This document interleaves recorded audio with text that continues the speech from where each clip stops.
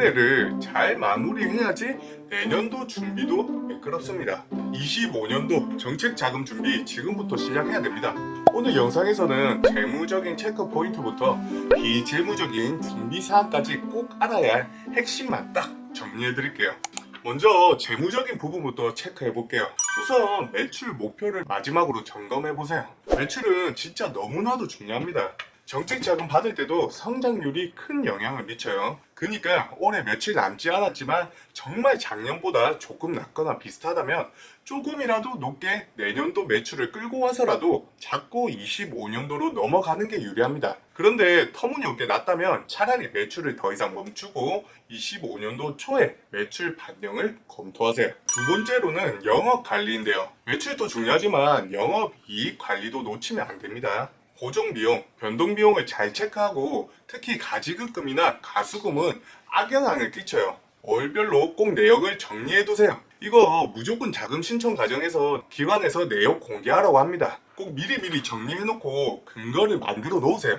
세 번째로는 세무조정서 확인입니다. 혹시 세금 혜택을 다 챙기고 있는지 모르겠지만 올해가 가기 전에 세금 혜택 관련된 것들은 꼭 챙기고 지나가셔야 됩니다. 34세 미만 대표님들은 세액 감면이 있고 고용공제, R&D 공제도 놓치면 안 되겠죠. 이거는 세무사, 우리 담당 세무사 회계사랑 꼭 상의해보세요. 25년도 정책 자금 준비를 위한 비재무 요소 정리로는 어떤 게 있을까요? 첫 번째로는 지식재산권 준비입니다. 특허, 상표권, 실용신안 이런 것들 다들 있으시죠?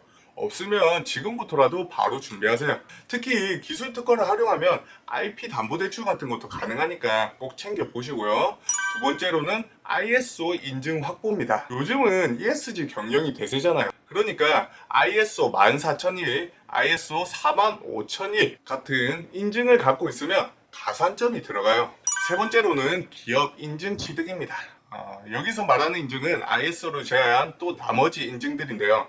정책 자금 받을 때는 기업 인증이 거의 필수적인 요소죠. 창업 3년 미만 기업은 기업 부설 연구소, 연구개발 전담부서, 벤처 기업 인증을 준비하고 3년 이상 기업은 이노비즈나 메인비즈 인증을 준비하면 되는 거예요. 이런 인증은 자금 심사에서 진짜 유의미한 차이를 만들게 됩니다. 그런데 무턱대고 인증부터 받고 자금을 진행하시지는 말고 꼭 전문가랑 상의한 다음에 우선순위를 정하고 난 다음 진행하세요. 그리고 마지막으로 사업 계획서 준비입니다. 제가 앞서 몇 가지 영상을 계속 찍으면서도 계속해서 언급했는데 자금 심사에서 가장 중요한 점은 우리 회사만 가지고 있는 우리 회사만의 스토리입니다. 그냥 일반적인 다른 곳과 같은 제조업을 한다고 하기보다는 정책 사업에 맞는 친환경 탄소 중립 제조업처럼 시대에 맞는 우리 정책에 맞는 스토리를 만들어서 소개하게 된다면 정책 자금 받는 확률이 올라가겠죠. 앞서 말한 매출과 같은 재무적인 요소랑 특허, 기업 인증 같은 비재무적인 요소 그리고 사업 계획서까지 준비되면 25년도 정책 자금은 정말 쉽게 받을 수 있을 겁니다. 그렇다고 없다고 못 받는 건 아니니까 너무 좌절하시지 마시고요. 오늘 알려드린 내용 참고하시고 더 궁금한 점 있으시면